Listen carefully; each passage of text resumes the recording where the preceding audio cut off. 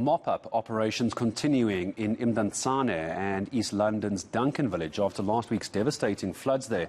Sadly, 10 people died in that Eastern Cape flooding. It includes a search and rescue officer. Authorities have been assessing the damaged areas to try and find out how many people are affected. Let's try and get the latest then from spokesperson for the Provincial Cooperative Governance and Traditional Affairs Department, Makhaya Komisa. Makhaya, morning to you. Where are we on the assessment? Because people need help. We can't keep on taking days to assess the situation. What is it looking like? Good morning, Gareth, and good morning to your viewers. Yes, indeed, the provincial government has just appointed, Gareth, has just established, in fact, what is called Interministerial Committee. This committee comprises of departments like provincial departments like Human Settlements, Department of Transport, Social Development and others. They will work together to coordinate disasters here in the province, Gareth. Coming closer to your question, the officers have just concluded their report. They are going to table it to the Interministerial Committee this afternoon.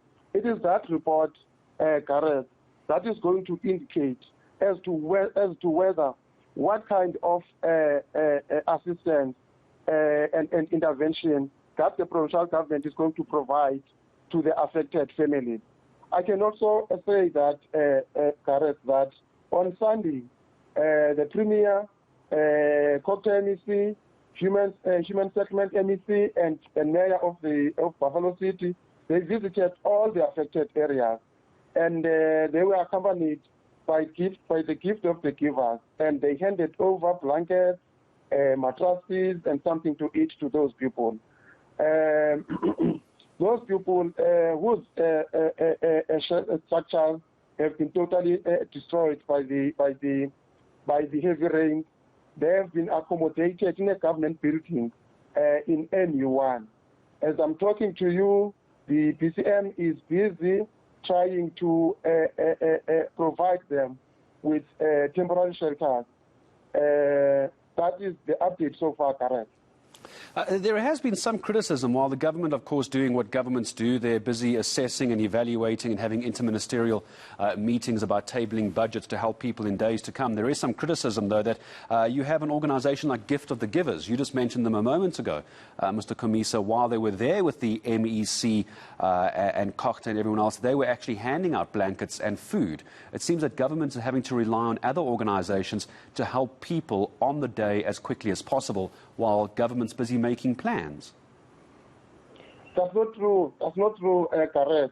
For instance, I've mentioned to you that the social development is on board. As I'm talking to you, they are going to provide food parcels to all the affected families.